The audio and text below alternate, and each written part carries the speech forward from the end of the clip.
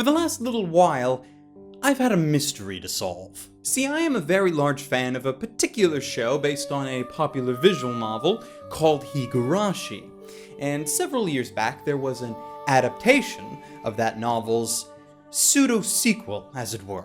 It takes place in the same universe, but with different characters, different plot, and an all-around different story. Now, back when this new show came out, I was rather excited! A sequel is a sequel is a sequel. Now, I was perfectly happy with how Higurashi ended, but then this would have been a way for me to have a sequel without sort of tainting the original ending of the already existing show, though that happened later anyway. And when it did come out, I watched several episodes, but ultimately decided to put it on hold for a while. Not because I thought it was bad at the time, but because I wanted to save it to when I have some time to just marathon the whole thing, possibly with a notebook in hand, and try to solve whatever mystery the show has for me before the show actually tells it to me.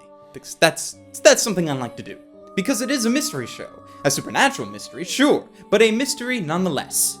So I put it on hold. And it wasn't until recently that I decided to pick it back up again. And why is that?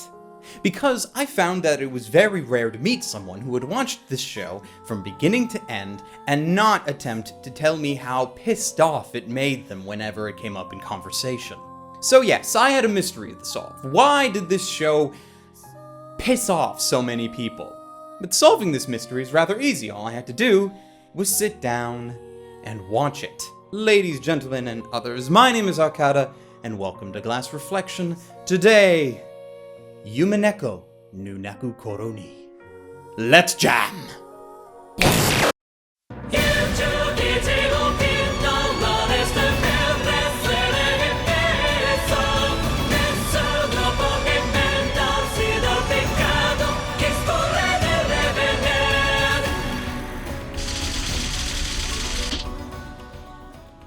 The year is 1986. A wealthy Japanese business family is taking a trip to one of their owned family mansions that exists on an island in the middle of nowhere. What is the purpose of this trip? Well, from the outside it seems like the typical, I haven't seen the extended family in a while, so let's catch up kind of meeting. But it's a bit more devious than that. The current head of the family is dying, and everyone has gathered to find out how the family fortune will be divided. But at this meeting, the family head refuses to see anyone, and at dinner they receive a mysterious letter from someone claiming to be a witch called Beatrice. In the letter, she points the family to an old epitaph, a riddle leading to the rumored pile of gold once given to their father many years prior. And if they don't solve the riddle and find the gold, Beatrice will kill them all. What seems to be a cruel joke turns very real when suddenly members of the family start dying from seemingly supernatural causes, and it's up to one lone member of the family, Battler, to discover the real meaning behind the murders. Spoilers! He doesn't.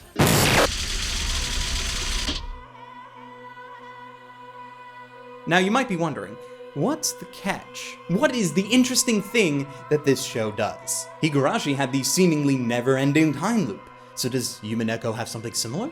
Now, normally I realize that it is not necessarily fair to make direct comparisons between two different shows. But in this case, considering that both Higurashi and Umineko are technically part of the same series, as it were, the comparison is not only justified, it's absolutely needed.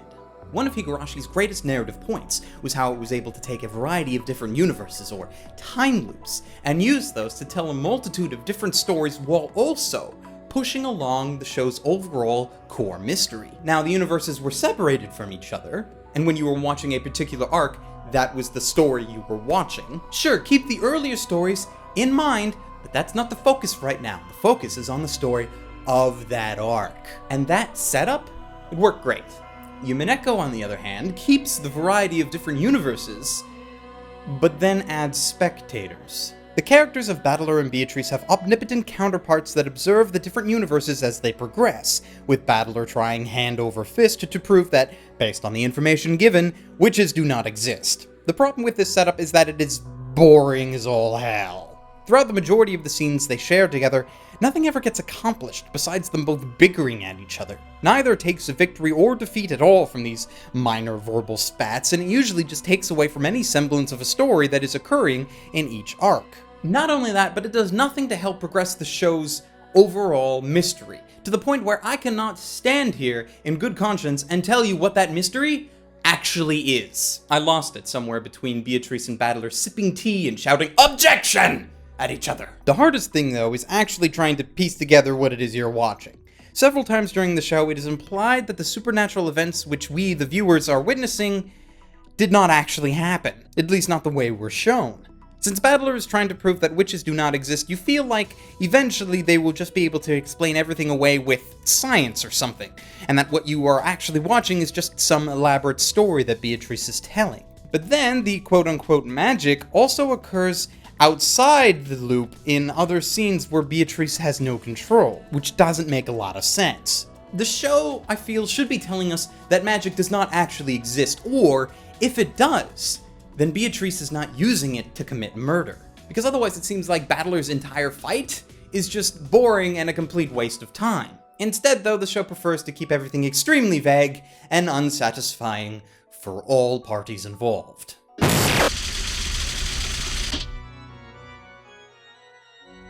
This is a rough section to talk about. Not because any individual character is tough to discuss. In fact, most of them can be rather quickly summarized. The problem is that there are so freaking many of them. The show starts off with over 18 characters. Yeah, over 18. This includes all members of the family, several servants, and Beatrice herself. And that was bad enough, to be honest, but with every new loop, the show decides to introduce even more characters, and sometimes not just one or two either. We have Beatrice's large posse of female demonic servants, her demonic butler, and a slew of other witches include one who may or may not be somehow related to the character of Rika from Higurashi. Some of those witches, of course, have their own servants as well, and if that wasn't enough, we also have alternate versions of existing characters that are themselves their own character, and this possibly includes our main character, Battler.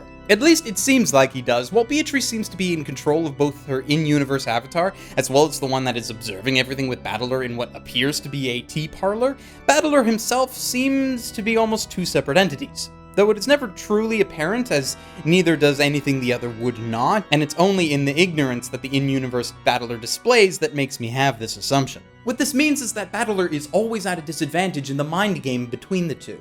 While with each new loop Beatrice has the ability to change things and swing things in her favor, Battler can only observe and attempt to find contradictions. Now you may be wondering why I'm focusing so much on this when I should probably be talking about all the characters as a whole, but please keep in mind that this is more or less Battler's sole purpose for existing. The rest of the cast varies between three types: those who get no screen time, so we honestly have no idea who these people are, those who get some solo time in one arc but then are quickly killed in another, and finally those who have a somewhat decent amount of time in most arcs. However, the show just does not seem to know when to stop adding new characters and start building up the characters we already know.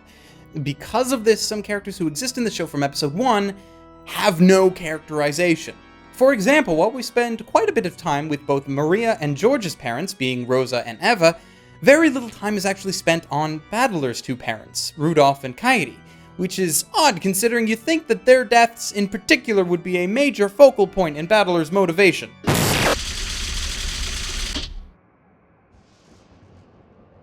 While on the onset, the show does look rather pretty, ultimately, the actual animation of the show is rather limited. As more emphasis is placed on telling the plot rather than showing, what we get is a lot of talking heads and not a lot of actual movement. The colors as well are also done in a very muted way, like a printer running out of color ink and just substituting everything with a little bit more black. I'd like to say that even some of the magical special effects were impressive, but I really can't. While it did have a bit more motion to it, the closest we get to impressive is when they decide to use 3D animation to offset everything, and that never truly works out. The soundtrack is probably the only part where I have little to no complaints, mainly because the tone of the music is consistent with the kind of show that Umineko is, even if the plot hasn't figured that part out yet.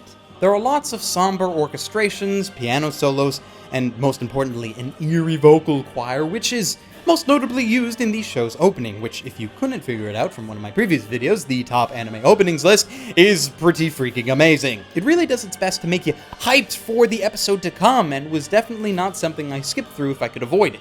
Good thing too is there are slight changes in the opening with every new arc, usually with character additions and a change to the main painting that is the focal point at the start. It's one of the few shows that I know of that actually does that, and it's a nice touch considering that the opening song is just that good.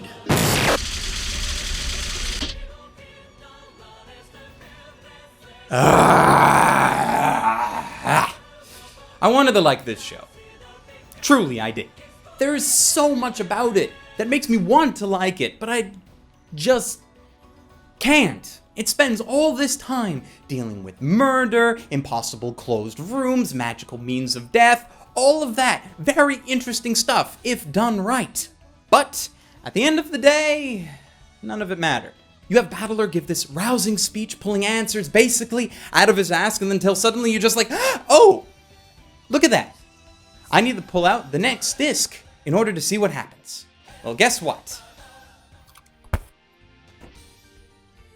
There is no next disc. See, now Higurashi did something similar to this. At the end of Higurashi's first season, not everything was really resolved. It did do an okay job at wrapping some of it up, but ultimately it was unfinished. But then they had a second season that covered the rest of the story and answered everything. Umineko doesn't have that. It is an unfinished story that has very little hope of an adaptation for its second part, the reasoning for which is twofold. Firstly, the show did poorly in Japan, which isn't actually surprising considering that. Secondly, this first season was released before the game that it is based off of was actually finished. This in turn probably led to the people who were adapting this first part to leave out key points of plot that at the time they did not realize were really necessary for the second half. So really what we have now is sort of an OVA that's just kind of like a bonus to fans of the game, who probably don't want to watch it anyway because they'll just play the game that actually has a completed story to it, you know? And of course, the people who just watch the anime, namely moi, are shit out of luck as usual. So now, what's the recommendation here? Well, honestly, I can't recommend streaming the show, not that you could even if you wanted to. So it's been a while, but honestly, fuck it. If you are a true fan of Higurashi and are slightly interested in the story of Umineko at all, which honestly, you should be, because if nothing else, the premise is great. If that is the case, what you should do is try to grab a copy of the game and an unofficial English patch until such time that an official release is made. If it ever is. If, however, you really just want a physical copy of the show, perhaps for the pretty box art, then I suppose I should inform you that at the time of this video, Umineko no Naku Koro has been licensed and is available in North America from NIS America. Oddly enough, only in Blu-ray format.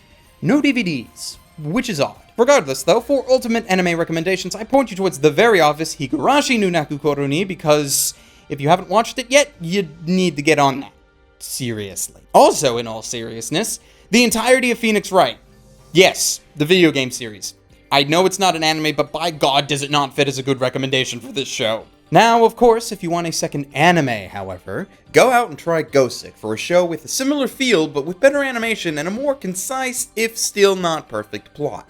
Between all of those, you should hopefully find something to your liking. And that's it for me. Please subscribe if you enjoyed the video, follow me on Twitter if you feel so inclined, and hey, if you like what I do here and feel like helping out, please consider checking out my Patreon page, and consider setting up for a donation. Very special thanks to Samuel R., Tyler Morse, Cody Nelson, and Damian H. Echeverria for donating already.